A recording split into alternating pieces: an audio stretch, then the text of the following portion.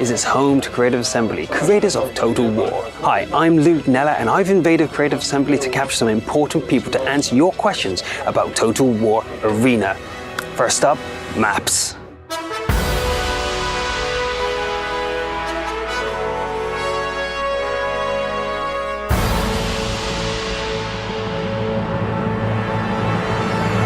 I've just managed to fight through legions of Romans to get here into the HQ of Creative Assembly.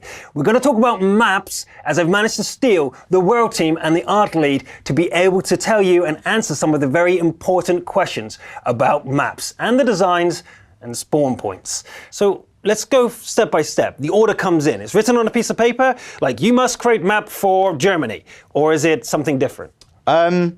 It's generally, I mean, it can sometimes be a case of we need a map that can be placed in this position within the tiers or just within like a particular culture. Other times it's just kind of a case of let's come up with a new map that's fun and interesting. Yeah. It might be that we need a map to go within these tiers because we've got quite a lot on the high tier or the low tier, and there's not really much in the mid. Or so gameplay. Yeah. Absolutely, yeah. The type of gameplay, we might want to concentrate on a certain type of gameplay. Like art is not the initial thought, like we need to have a really green map. It's very much gameplay related. Okay, so they don't say, we need a hilly map and make something gameplay from the hilly map. It's usually, we need a simple map for beginners, or we need a complex maps for the high tiers and artillery. So. Yeah, I mean, exactly, we want every map to be readable right from the start, from when you first start playing it. But for example, with a lower tier map like Thermopylae used to be, or currently is, it's quite an easy map to immediately understand. You've got the hot gates themselves, which teach you that bottleneck is a strategic kind of feature of the map. And then we have the flanks, so we teach immediately on that map the value in Arena of flanking gameplay.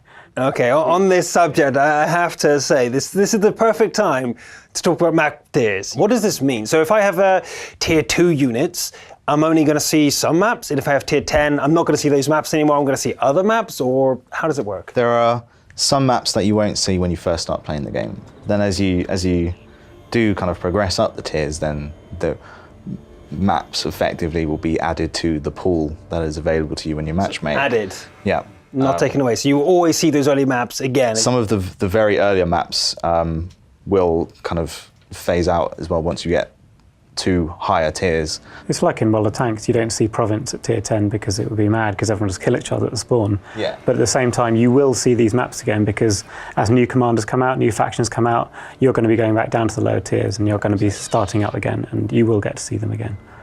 Newbie-friendly maps, line them up in front of each other in a big open field. Sounds easy enough, right? Yeah, no, well, no. This is the Rubicon. This is kind of so. Rubicon initially started out as something aimed at a new kind of player base. This is something that's quite open, easy for people to understand. People can see the other army, they can see the base just over there, they're really close together. We played it and turned out no one knew what to do. It was a massacre. It was a massacre. I think that's one of the good things about Rubicon. Like, I remember playing it when we first sort of introduced it, and it was very much like there was lots of players kind of going everywhere and kind of attacking everyone, and everyone was like, I don't know what direction this is. Like, it's fun, but it's quite difficult. Yeah. And I think introducing kind of like these different elements around the map to kind of really break it up really helped. Yeah, and it's helped us as well in development of new lower tier maps, because we know now that at lower tiers we need to give a bit more guidance as to what players should do. And I think Capitoline Hill is a really good early tier map. Yeah, that was the challenge. Yeah, exactly. I mean, it does support these real awesome melees in the middle of the map. It still has that. It still has that. You can just pile in your first few games in Total War Arena. But at the same time, we guide you into that, and we give you some options, some clear options that you can follow.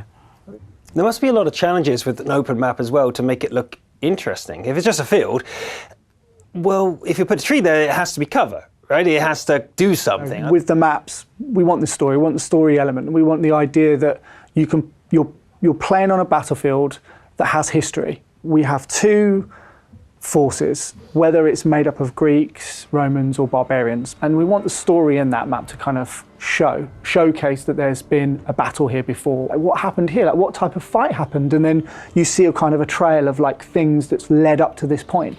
And that's kind of the thing that we want to introduce a lot more to. And so let's talk about something slightly different. It's definitely relevant, but it's slightly different.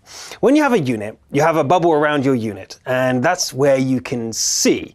Now, if you're on high ground, do you get to see further? Is that how it works? Effectively, because there'll be fewer things between you and what you're trying to look at, because you'll be above them. So that's in real life, but does it work in the game? There's no artificial kind of extending of the vision range based on the height of your unit. It's more of a naturally, by being higher up, there are less things obscuring your view, so you have a better overall vision. Yeah, it's a 3D calculation of where your vision can see. So, you know, if you're higher, you will see more, but you won't necessarily have a longer view range. So you're actually tweaking the map when you're thinking about vision. Like you're saying, like, okay, these units only have 100 range, whatever number. And you're like, okay, so we need to bring that ridge line just a little bit closer because otherwise they can't see over it and it's going to be not very good. When you're playing the map and you're in an area with low vision because of what's around you and the layout of the map, you are worried, you're concerned because there could be people lying in wait for you to ambush you. But on the flip side of that, you've got players who are exploiting that and they are hiding in trees and they are waiting and they're sneaking around behind. So, you know, we want to support players who are sneaky, who can ambush, who can exploit the way that people can be distracted and not keep their awareness high, and or have a team that's not scouting properly, and then they can make that decisive stroke that will win them the battle. Now, a lot of people will say, well, in other Total Wars, I can see from above, I can see from really far away. Why is it different this time around? I mean, Rob touched on it earlier. It's, you know, Total War Arena is a different experience to a normal Total War game. You know, Total War gives you kind of a lot more of those types of you know, ideas and play styles. But for us, we really want this idea of like claustrophobia in the towns, you know, and this kind of be very careful that if you go down the wrong road, that there's an ambush point there and you're going to get hit. And we want you to feel closer to the action. And that's one of the reasons why we've kind of kept the camera restraints there. Now, one last question. Spawn points. Now, before you stab me and run away, I really want to get the answer. A lot of the community is a bit confused. Like, well, I know where I should be. Yeah. Like, I want that option. Like, the whole spawn area, I know that my horses should be over there, my spearmen should be here. Yeah. Why have you taken that away from me? Okay, so we know it's really important to how people start the maps out, and we know that supporting the way that people want to play the maps is really important. Spawn points are definitely coming back. Yeah. Okay, so you will be able to choose where to spawn on the battlefield. So it's a newbie protection sort of thing. The reason that it was removed was because we felt that there was an overwhelming amount of information for new players when they first joined a battle. They were first required to pick units, pick commanders, then they went into battle and they were forced to choose a place to start. So if I'm new, I'm in my first 10 battles. Absolutely. Or so. You will only play with people who are in that stage as well. But what happens when everyone's finished being a newbie? Total War Arena is a service, and so we will look and we will review and we will adjust, and that's the key, right? It's like if people are starting to get annoyed by certain things, or like Life said, you know, he looks at metrics and the battle maps aren't really balanced, we will go back and we will fix. We will go back and adjust and we will raise the quality bar, and that's the whole point. The whole mentality of Total War Arena is about service in the game and making sure people have the most fun they can.